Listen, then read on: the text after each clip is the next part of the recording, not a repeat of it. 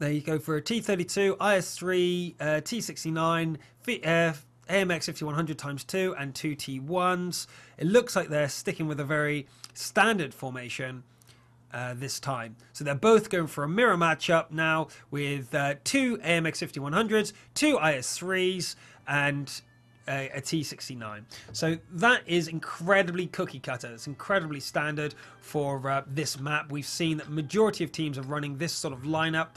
So we're going to see if Power can use this lineup as effectively as they were beforehand. Although they're sticking with their T32 instead of the second IS3, we're seeing the absolute standard coming in from push. We'll see if Power can take advantage of the T32's extra hold positions, which they really haven't done so far.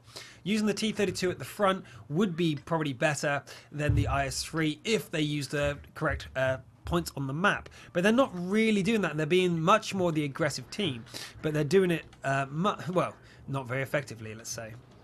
At the moment, Power are yet to take a single game, so we will see if they can actually scrap even one game together.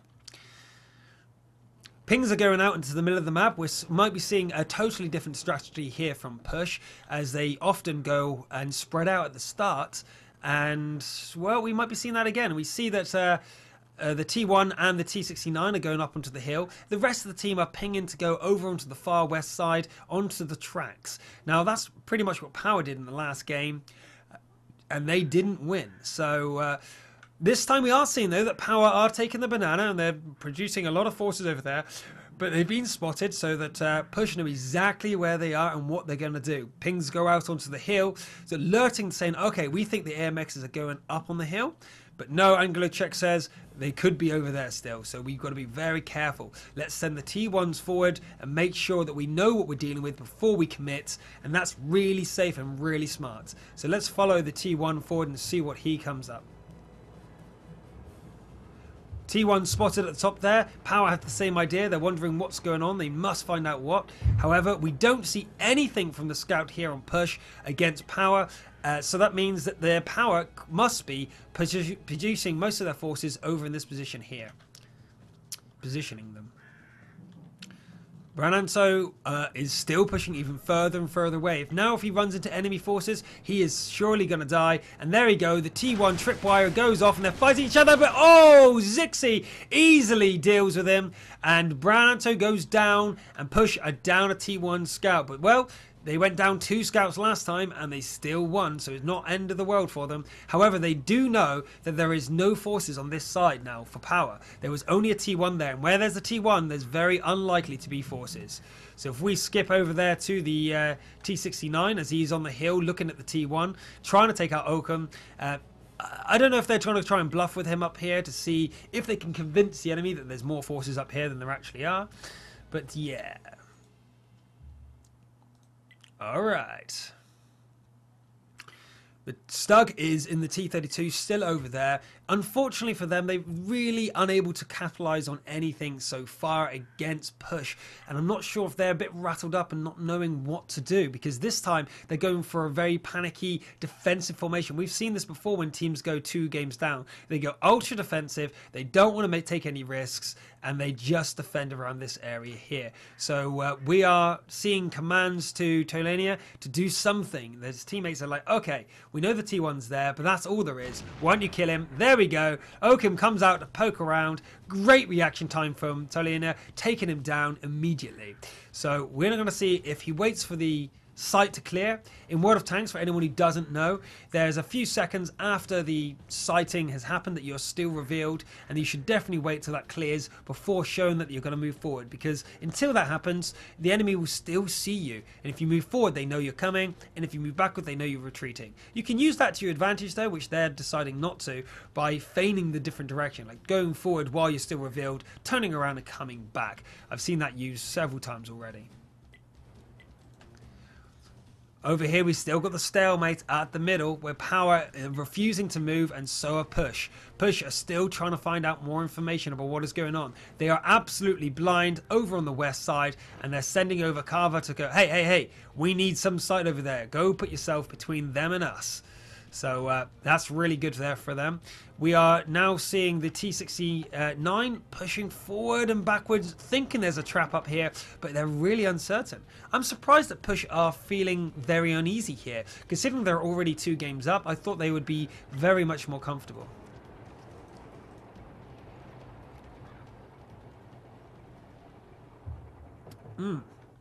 So the sort of options we will see from these guys is that Push are taking it easy probably until the 3rd minute to make sure that if they do a push that they won't be counterattacked and maybe can get a draw out of it.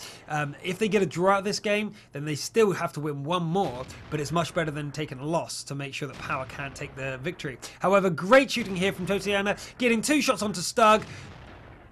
3 shots off to him, 823 HP remaining on him. That was huge. The T-32's top armor isn't the best, and that was a huge move from Push, able to take advantage of the lack of scouting from Power up onto the hill. Now, I was really surprised that Power was still in the open, considering they know that their T1 went down and that there were enemies up on the hill here. And here we go again. We see that he's reloaded and is continuing to fire upon Stug. Stug still hasn't done anything. He's down to 36 HP. He is crippled. For a T-32 to be down at 36 HP not doing anything, that is absolutely huge. Power have to do something miraculous to recover from such a disastrous start.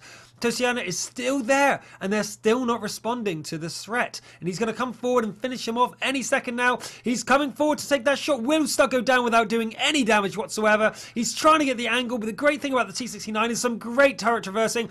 However, Voodoo was able to get a fantastic shot at Tatiana. Ha ha ha ha. But Stug does go down to Anglo check. That was great. No, it was Tosiana. Tosiana was able to get the shot off back to him. So that was really unfortunate for Power, but now they're going to panic. As you often see with teams, when they go down, they just charge the enemy. They realize that things are going wrong and they go, okay then, we'll come to you then. Angular Check is trying to get out of there. He knows they're coming. He's going to try and get into cover, but Voodoo's around the corner before he's in cover, and the shot goes off and hits the ground. That was a panic shot from Voodoo. He was hit the wrong guy. He should have gone for Angular Check, but hit Stigomat. Voodoo is then taking 2 shots to the face from Stig and Anglomat, but Angular Check's ammo rack goes down. Totalizer is now down to 280 HP. Another shot will take him out. Stigmat will try and focus him down with his next shot. Will he get it, or will he miss because he's on the move? He's not taking that shot. Let's follow them over there, and he gets Voodoo down to 3 HP. He needs his teammates to come and back him up, because he's going to go down. He is trying to get around the corner over here, and ooh, the chase is on, but Stig is just giving them a runaround to allow his team to get back into formation. And that was unfortunate. As Voodoo come around the corner, Stig was waiting for him and took him down. Just Cool went the other way to try and get into the base to cap. I guess they feel like their only chance would be for capturing right now, and they are waiting to see if Push will come straight into the cap circle. They have all their guns probably fully reloaded in the cap circle here now, but Tapatok comes in, easily takes out the T-69, leaving Power with just Cool, and this is going to end very poorly for them with 44 HP. One more shot, he is down. Power drop the set again. They are still on 0 point and are yet to claim a single point. They haven't got a point or a match. Let's have a look at the scoreboard. You can see, guys, that they are really struggling in this Golden League so far.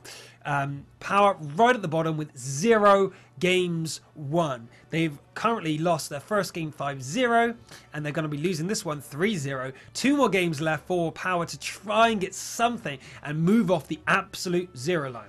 Without a single win, they will go below fast loss. The schedule for today, although I see it says April 6th, is actually April 5th.